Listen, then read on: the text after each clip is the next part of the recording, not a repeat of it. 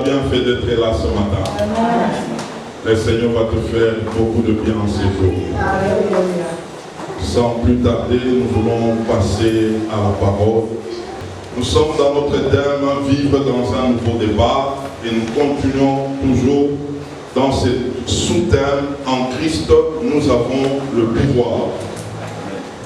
Parce que la volonté de Dieu est que tu puisses prendre conscience de ce que tu es, de ce que tu as, afin d'agir.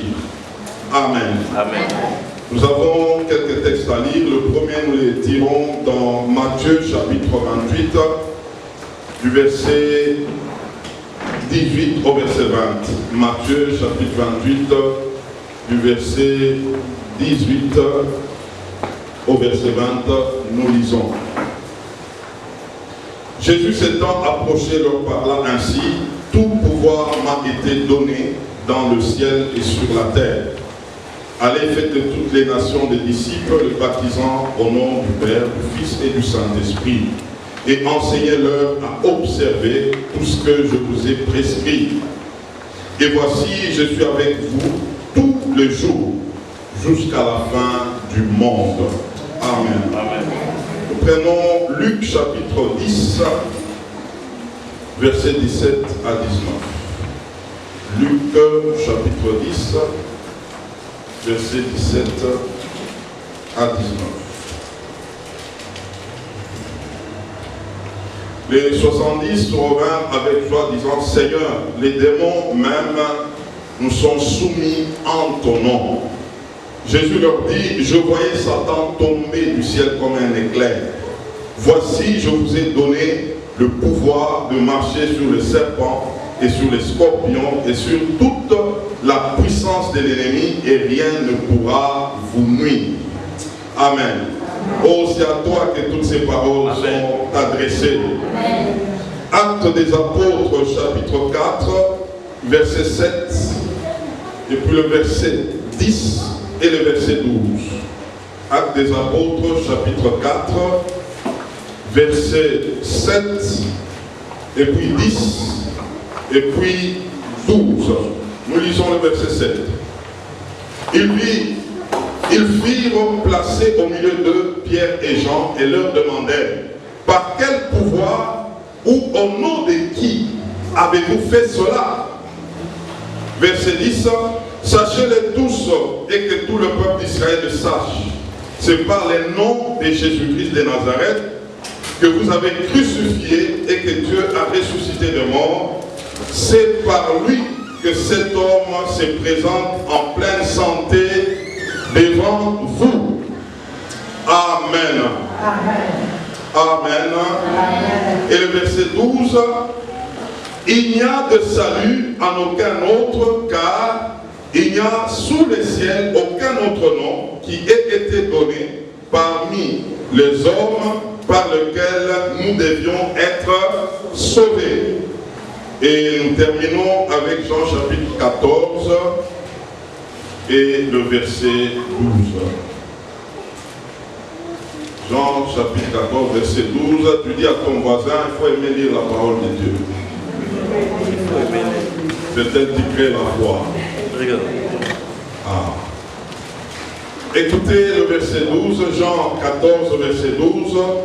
En vérité, je vous le dis, celui qui croit en moi fera aussi les œuvres que je fais. Et il en fera de plus grandes, parce que je m'en vais au Père. Amen. Amen. Aujourd'hui, nous voulons comprendre comment exercer le pouvoir que l'on a. Comment exercer le pouvoir que l'on a. Et j'aimerais dire déjà que, étant en Christ, nous avons le pouvoir.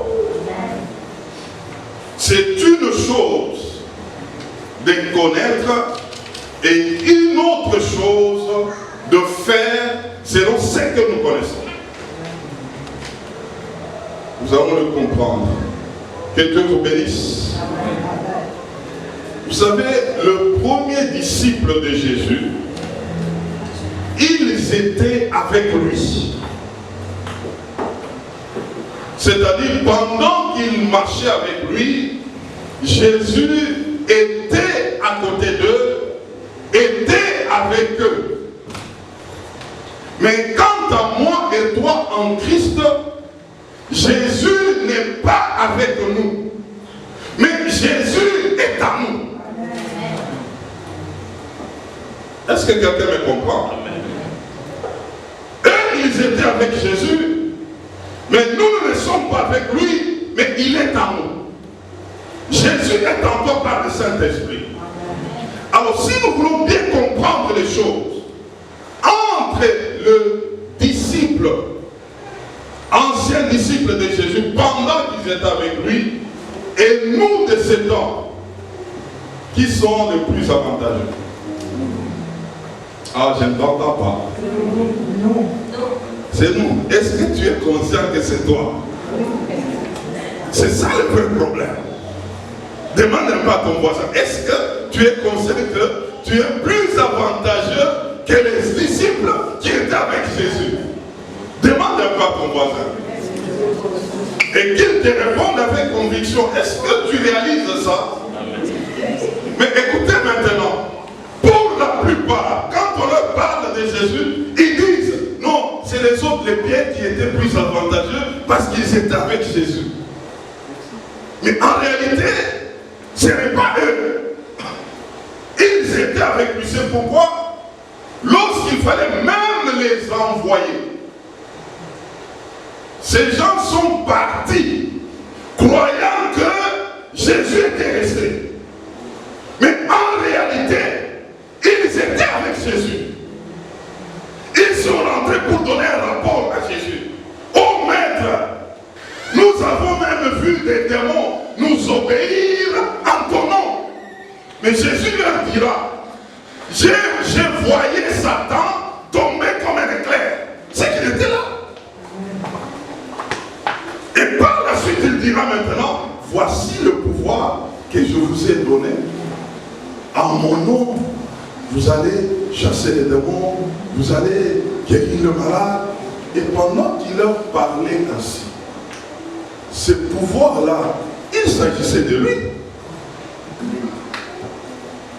Parce qu'ils ont dit à Jésus, nous avons chassé ces démons en ton nom. Donc, le pouvoir dont Jésus parlait, il s'agissait de lui. C'est pourquoi, parlant du Saint-Esprit, Jésus pouvait dire, il vous est avantageux que je m'en aille.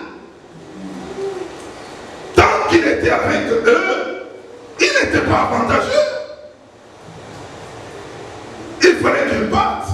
Et c'est comme ça, quand ils ont compris, quand Jésus est parti, ils sont allés dans la chambre haute, le Saint-Esprit est descendu pour habiter en eux.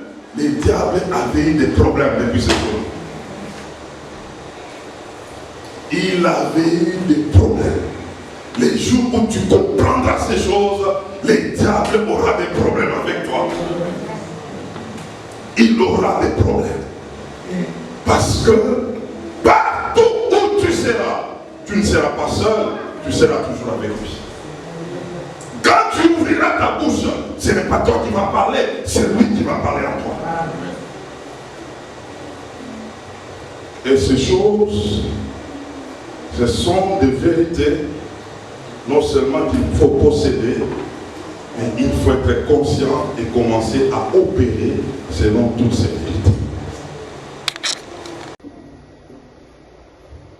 Alléluia. J'aimerais que tu poses la question à ton voisin. Es-tu conscient de la présence de Jésus en toi?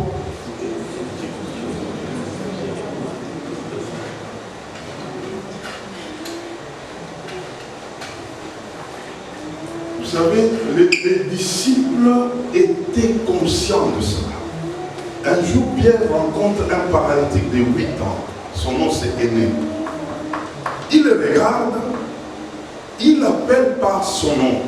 Il dit ceci: Aîné, Jésus-Christ te guérit. Lève-toi. Il n'a pas dit, moi Pierre, je t'ai guéri. Moi Pierre. Il a parlé de qui? Jésus-Christ, il dit Jésus-Christ t'est guéri. Jésus était où? Il était en lui. Il était en lui. La prise de conscience de la présence du Christ par le Saint-Esprit en toi va t'aider dans beaucoup de choses.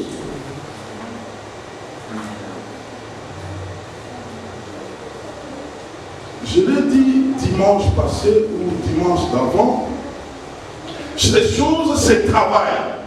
Ce n'est pas du tic au tac. C'est pourquoi je vais reprendre bien ces choses.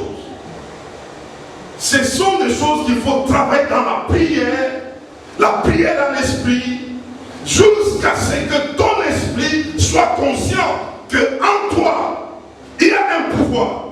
Et ce pouvoir, c'est la personne de Christ qui est en toi par le Saint-Esprit.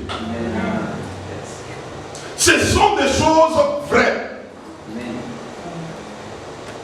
Alors pourquoi on n'opère pas par ce pouvoir, où il y a même d'autres personnes qui veulent utiliser ce pouvoir et ça ne marche pas, comme les 7 fils de Tseva se sont retrouvés devant des démons, de cas, ils ont dit, au nom de Jésus, je te chasse. Les démons regardent, les démons disent, et toi là qui es-tu? Et Jésus là que tu cites là, on connaît. Paul, on connaît. Mais toi qui es-tu? On les a blessés. Et je m'aimerais dire ce matin, c'est pourquoi jusqu'aujourd'hui, il y a des gens que Satan est en train de blesser. Ils peuvent faire mal à beaucoup de gens. Il y a des gens qui s'appellent enfants de Dieu, mais qui tombent dans les scandales. Il y a beaucoup de choses qui se font là. Le problème, c'est sur cette question-là. Jésus, on les connaît. Paul là, qui a écrit des épîtres, on les connaît. Mais toi, qui es-tu? Pose un peu la question à ton voisin. Qui es-tu?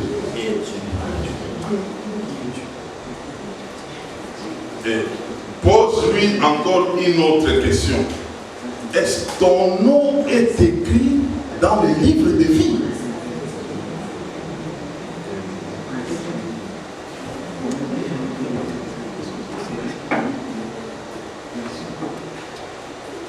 Ça, c'est une question capitale.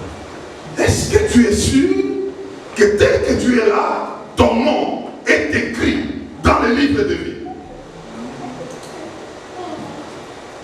Ou encore, est-ce que tu es sûr que dès que la trompette sonne maintenant, Jésus revient, tu vas monter? Demande pas ton voisin.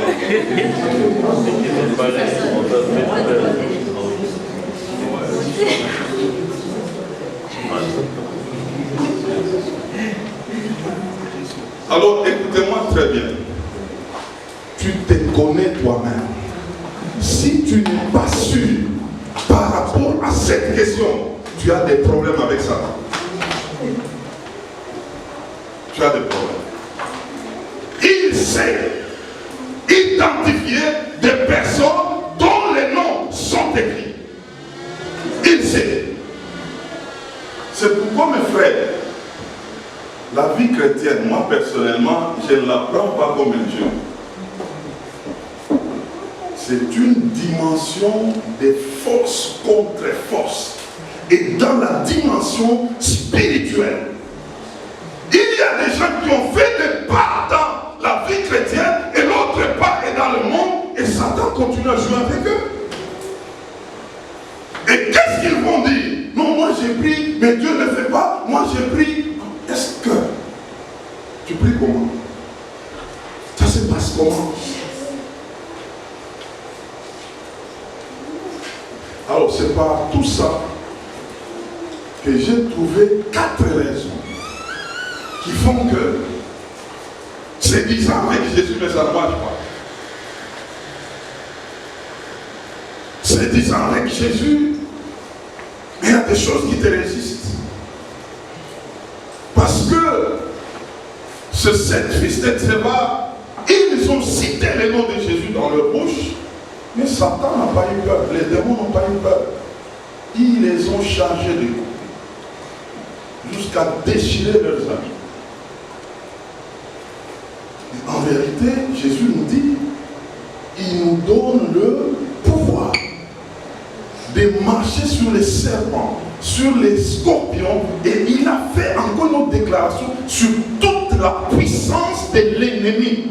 Toute la puissance. Pas une partie de puissance de l'ennemi, sur toute sa puissance. Et il dit, nous avons lu avec vous, tout pouvoir m'a été donné dans le ciel et sur la terre. Et c'est un peu que ma chère. Et donc pourquoi ça ne marche pas? Donc, quand on dit à quelqu'un, on va évangéliser, c'est comme son live, Julie. En tout cas, moi je préfère rester avec ma foi, rester, moi c'est à l'église, c'est là déjà me suffit. C'est-tu que tu as le pouvoir ou tu n'en as pas? Il y a beaucoup de choses en nous, et si nous les comprenons très bien, nous allons commencer à nous lever et à agir, parce que nous sommes conscients de qui nous sommes et ce que nous avons. Alors, j'ai souligné 4 points qui nous empêchent à exercer le pouvoir. Parce qu'il s'agit du pouvoir qui doit nous aider à agir avec. Premièrement, nous disons, lorsque on n'a pas expérimenté la nouvelle naissance authentique. Lorsqu'on n'a pas expérimenté la nouvelle naissance authentique, mes frères, mes sœurs, dans le royaume de Dieu, tout commence par la nouvelle naissance. Et pas n'importe quelle nouvelle naissance, mais une nouvelle naissance authentique. Vous savez, personnellement, lorsque je dois énoncer des principes divins, je commence toujours par ce point. Je peux vous parler de comment donner l'argent à l'église. Je vais vous dire qu'il faut d'abord être converti. Parce que si tu n'es pas converti, ce que tu fais là n'a aucun sens. Non, donner. Non, moi je ne dis pas donner comme ça. Je dis d'abord, il faut être qui? Enfant de Dieu converti. Parce que quand tu le feras, étant converti, tu es en train de faire quelque chose dans le royaume de Dieu. Contrairement, tu feras des œuvres philanthropiques qui n'ont rien à voir avec Dieu.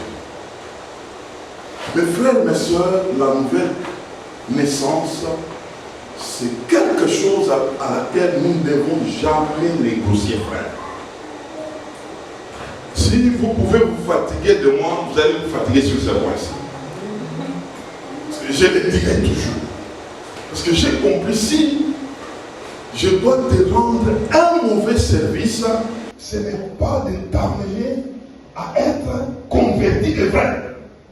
Ça, frère, je t'ai rendu un mauvais service. Parce que c'est ça le point capital dans la vie chrétienne. C'est là. Être né de nouveau d'une manière authentique. Et lorsqu'on est né de nouveau d'une manière authentique, on doit être prêt à répondre à des questions comme: est-ce que ton nom est écrit dans les lieux célestes? Est-ce que Jésus, s'il le revient aujourd'hui, va partir? C'est pourquoi je vous ai posé toutes ces questions. Et soyez-en sûrs, il y a des personnes jusque-là, même servant Dieu, ils ne sont pas sur ce point-là. C'est un problème. Frère, tu t'es donné. Et puis un jour, Jésus revient là, on te dit non, ton nom n'était pas là. Ah non. Là, moi, je vais chercher les prédicateurs qui vont prêcher là. Tu veux te faire des problèmes? Donc tu m'as parlé de quoi? Parce que c'est ça l'accès. Frère, on ne se convertit pas en français. On ne se convertit pas en anglais. On se convertit en Christ. C'est qu'il y a des messages qui peuvent être libérés, mais ce message ne t'amène pas au salut.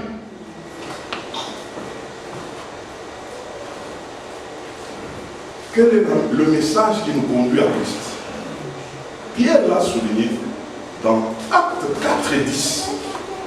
Il dit, nous avons fait ces choses au nom de Jésus-Christ que vous avez crucifié et que Dieu a ressuscité des morts.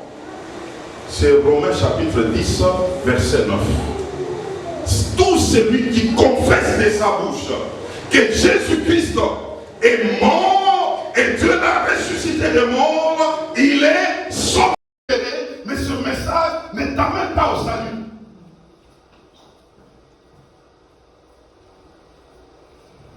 Quel est le message qui nous conduit à Christ? Pierre l'a souligné dans Actes 4 et 10.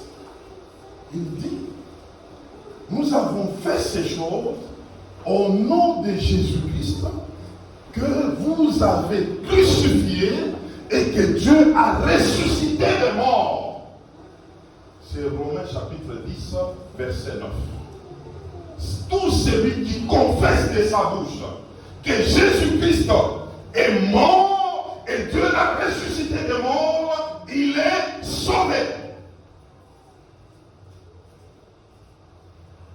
Si tel n'a jamais été ta confession, ta déclaration, revois ton salut.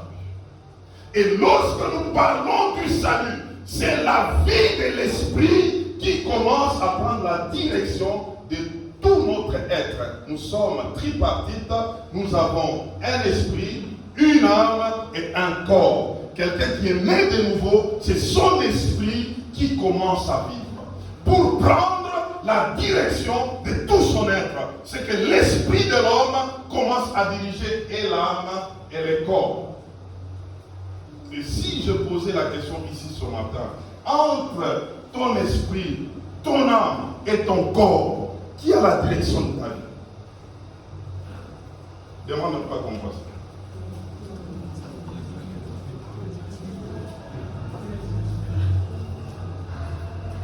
Vous savez, quand on pose la question à quelqu'un, mais toi tu as trois parties, n'est-ce pas? Mais tu peux me citer les trois parties de ton être. Rares sont les gens qui parlent bien. Mais les gens commencent toujours, j'ai un corps, j'ai une âme et j'ai un esprit. L'esprit, c'est à la fin. Or, l'homme qui a compris les choses, il dira, j'ai un esprit, j'ai une âme et j'ai un corps.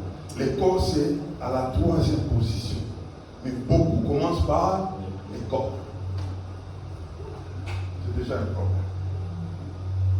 Quand on croit à Christ, c'est l'esprit, la partie esprit qui commence à prendre les devants. Romains chapitre 1, verset 9. Paul est en train de dire, Dieu que je sers dans mon esprit. C'est ton esprit qui est serviteur de Dieu. C'est ton esprit qui est affectionné aux choses de Dieu. Ton âme, ton corps là, ce sont des rebelles. Amen, frère. Amen. C'est pourquoi tu peux être en Christ. Quelqu'un dit non, mais en tout cas, il ne faut pas qu'on joue avec moi. En tout cas, si il joue avec moi, je vais lui montrer de quoi je suis capable. Là, ce n'est pas l'esprit. L'esprit ne parle pas comme ça. L'esprit s'affectionne à Dieu. C'est l'esprit qui est patient. C'est l'esprit qui a l'amour. C'est l'esprit qui a la paix. C'est l'esprit qui veut plaire à qui? À Dieu. Alors vous allez comprendre que lorsque toutes ces choses ne fonctionnent pas correctement, il y a un problème. Et on nous a beaucoup parlé de l'âme et du corps au lieu de parler de l'esprit. La nouvelle naissance, c'est au niveau de l'esprit pour que l'esprit prenne la direction de tout ton être et commence à diriger, commence à agir. Des fois même la chair n'est pas disposée, pas même deux fois, souvent, mais c'est l'esprit qui doit tirer la chair. c'est l'esprit qui doit imposer une vie à la chair. N'est-ce pas, tu peux te retrouver, tu es là chez toi, et tu veux faire les choses de Dieu, tu vois, la chair est en train de te rappeler les choses là que tu faisais autrefois, les choses du monde. La chair est en train de te faire pression pour que tu les accomplisses, même dans le Seigneur. Et si nous ne faisons pas attention à tout ça, c'est comme ça qu'on peut se retrouver étant avec Dieu, mais c'est la chair qui est en train de primer. Et lorsque la chair est en train de primer, devant l'ennemi, nous n'avons pas le pouvoir suffisant pour le mettre à terre. Dans la nouvelle naissance, il y a beaucoup de matière. Promouvoir la vie de l'esprit. Deuxièmement, pourquoi ça ne marche pas? C'est lorsque nous manquons la foi. La foi en Christ, la foi en ses œuvres, la foi dans tout ce qu'il a dit. Quelqu'un ne peut pas agir lorsqu'il ne fait pas confiance à la personne de Christ. Maintenant, écoutez-moi très bien. Frère, lorsque tu es converti, tu n'es pas affectionné à la parole de Dieu, tu n'agiras pas. Tu n'auras pas confiance en lui. La confiance n'est pas un cadeau qu'on donne. La confiance est une démonstration. Même une personne, tu ne connais pas une personne, comment tu peux lui faire confiance? C'est la première fois de voir la personne. Est-ce que tu peux être capable de remettre une grosse somme à une personne que tu ne connais pas de garder pour toi? Ah frère, moi déjà là je ne peux pas le faire. Parce que je ne sais pas si la personne est vraie ou ça peut me créer des problèmes.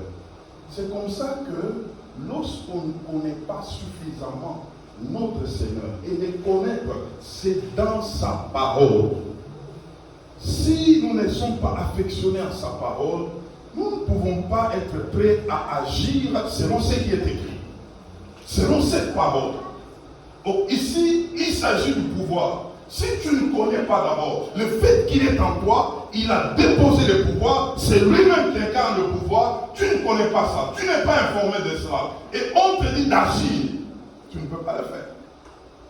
Et donc, nous pouvons dire que beaucoup de gens aujourd'hui n'exercent pas leur foi parce qu'il leur manque l'abondance de la parole. Ils n'ont pas cette parole qui peut déposer en eux la confiance en ces dieux-là. Et c'est pourquoi même il y a le réflexe des gens qui disent non, je ne veux pas aller. Si je dois aller évangéliser, on peut me poser des questions sur des versets bibliques que je ne connais pas. Mais c'est ce que tu dois connaître. C'est ce que tu dois connaître. Tu dois t'exercer à ça. Mes frères, mes soeurs, la foi en Christ c'est travailler. Il faut travailler sur la parole. Il faut connaître la parole. Il faut prier pour ça. Que Dieu te donne l'amour de la parole. Que tu sois celui qui la médite, qui mange cette parole. L'homme ne vivra pas que de pain seulement, mais de toute parole qui vient de la bouche de l'Éternel. La foi vient de ce que l'on entend, et ce que l'on entend vient de sa parole. C'est qu'on ne peut pas se passer de ça. La confiance en Christ qui suscite la foi, c'est lorsque nous travaillons avec sa parole. C'est comme ça que, même en allant, la parole dont nous avons cité ici, Matthieu 28, il te dit, tout pouvoir m'a été déjà donné. Et tu reçois cette parole. Et il continue en disant, je vous envoie d'aller. Et il continue en disant, je serai avec vous. Quelqu'un peut aller et ça, en s'appuyant sur ce qui est écrit. Que si je dois m'en aller, il m'a rassuré qu'il est avec moi. Il m'a rassuré qu'il m'a donné le pouvoir. Il m'a rassuré qu'il sera toujours avec moi. Ça te donne l'assurance. Ça te donne la confiance que tu peux agir en son nom. Mais si tu n'as pas tout ça, frère, on ne fabrique pas la foi. On ne fabrique pas. Tu peux aller et à un moment tu vas t'arrêter. À un moment tu auras des doutes. À un moment, tu te dis, non, je ne sens rien. Oui, sentir rien là, c'est le manque de sa parole en toi. Tu n'es pas assuré, tu ne comprends pas comment ça va se passer. Non, tu ne peux pas le faire. C'est que nous devons travailler pour avoir suffisamment de la portion de sa parole. La misère de beaucoup de gens aujourd'hui, enfants de Dieu, c'est le manque de la parole de Dieu. Le manque de la parole de Dieu. Il suffit ici que je pose la question, cherchez-moi Habakkuk ou bien Naoum. On va se battre ici. Mais le pasteur, qu'est-ce qu'il nous dit là? Naoum, c'est quoi là? Comme quelqu'un pouvait dire, bon, Élisée là, cette femme-là, Élisée, de la Bible là, Élisée, la femme. Le prophète Élisée est devenu la femme Élisée parce qu'on sait que Élisée, souvent, c'est le nom de femme. Nous devons aimer la parole de Dieu. C'est elle qui nous donne la foi. C'est elle qui nous donne la confiance en Dieu. C'est elle qui nous donne l'assurance. Et si tu as la foi en cette parole, tu as vu comment est-ce que Jésus a opéré. Mais c'est Jésus-là maintenant, il est en toi. Et tu es conscient de cela, tu ne vas pas t'arrêter. Tu vas agir. Tu vas agir devant quiconque. Tu ouvriras ta bouche et tu parleras. Et la personne va t'écouter. Amen. Dis à ton voisin, en tout cas, non, cette fois-ci, il faut bouger. Il faut bouger. Non, je ne peux pas accepter comme ça. Rester comme ça, non, je ne peux pas bouger. Cette fois-ci, il faut bouger.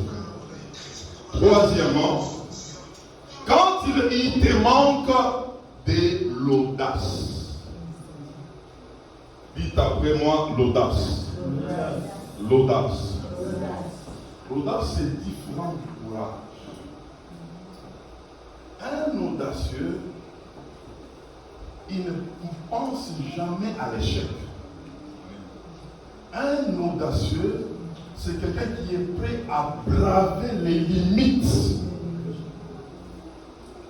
L'audacieux, c'est comme les lions. Vous savez, j'aime voir des documentaires des animaux. Ça m'instruit beaucoup. Même dans mes messages que je peux donner. Et il y a un animal qui m'a toujours impressionné, c'est les lions. Les lions voient tous les animaux comme la proie à manger. Même des girafes, même des buffles. Tu vas voir un animal est très gros, plus que les lions, mais les lions sont en train de lui faire la chasse. Donc il se dit en lui, il va l'attraper, il va les manger.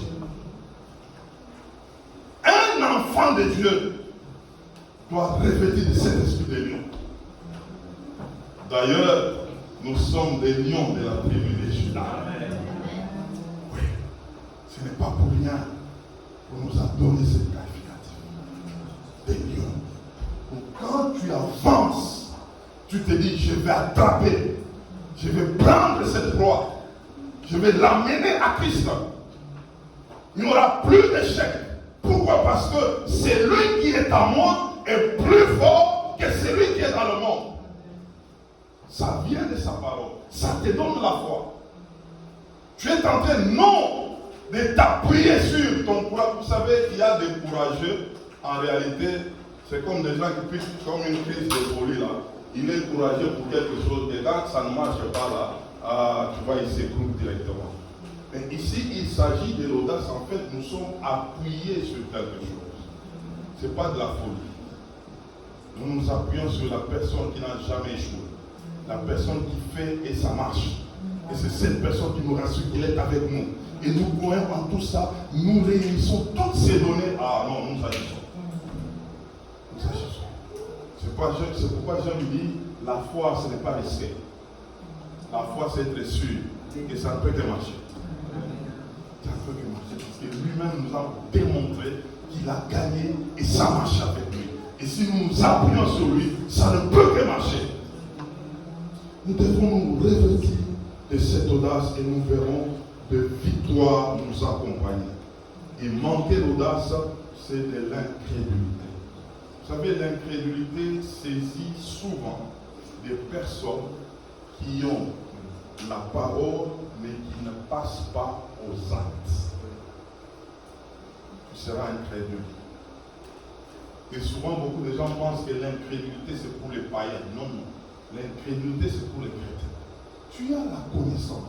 Tu connais, mais tu ne fais pas. Tu es un incrédule. Donc, tu ne crois pas dans ce que tu as. C'est de l'incrédulité. Tu peux jeûner, tu peux prier. Tant que tu ne passeras pas à l'action, tu es un incrédule. Tu n'as jamais expérimenté, c'est de l'incrédulité. On t'a rassuré. Fais, agis. Tu connais tout ça, mais tu ne fais pas. Tu es un incrédule. Tu es un incrédule. C'est-à-dire, tu es en train de te dire, ça ne marchera pas. Tu es en train de te dire, je dois faire avec beaucoup de prudence. Tu es en train de te dire, je risque d'avoir la honte. C'est ça l'incrédulité. Il se peut que ça ne marche pas. Même l'église, ici, nous commençons, frère. Je parle la foi avec audace. Donc là, je dis que ça ne peut que marcher. Parce que j'ai vu la personne qui détient son œuvre, elle n'a jamais échoué. Et il dit, c'est lui le bâtisseur de l'église. Son église est bâtie sur lui-même, le roc. Ah, je dis, j'avance. C'est pas mon affaire, c'est son affaire. Moi, je m'appuie sur lui et j'avance. J'agis.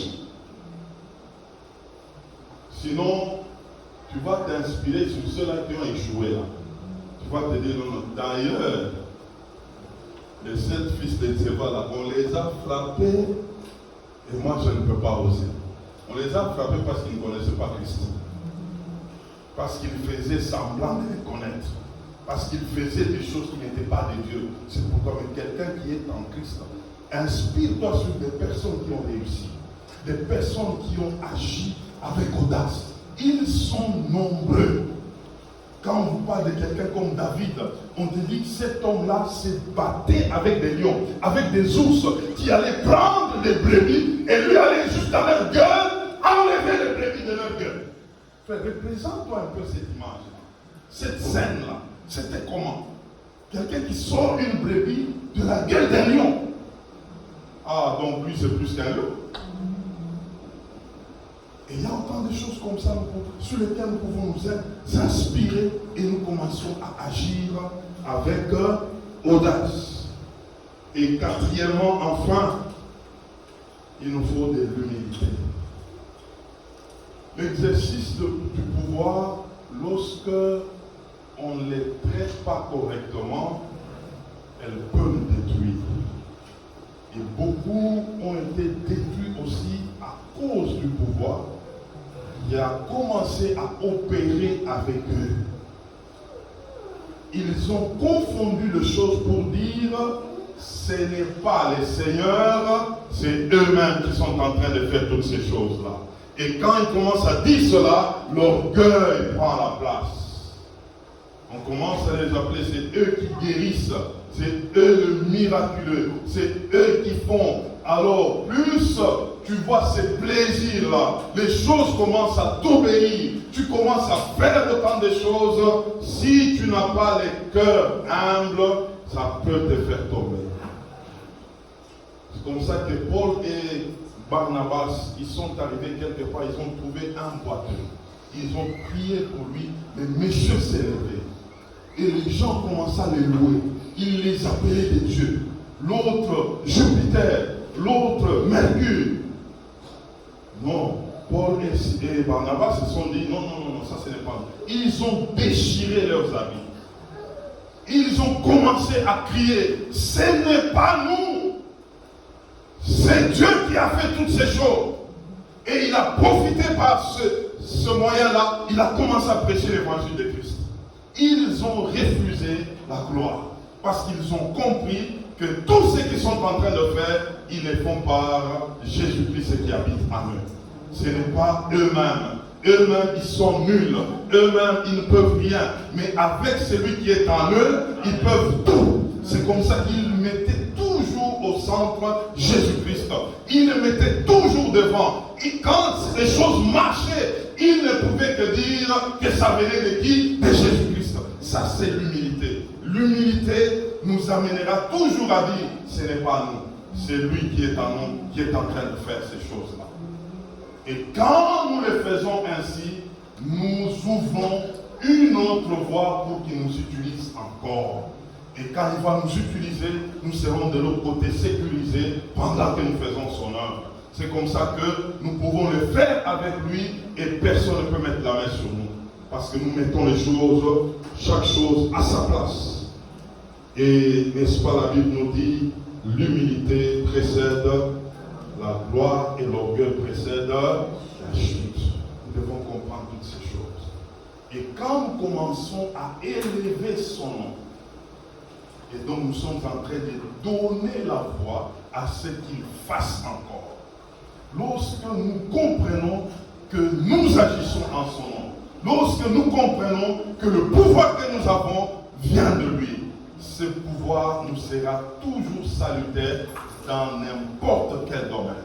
Que ce soit devant la maladie, que ce soit devant l'infirmité, que ce soit devant les problèmes, que ce soit devant les défis, nous allons traverser cela. Parce que nous avons compris que ce n'est pas nous, c'est lui qui est en train de faire au-dedans de nous.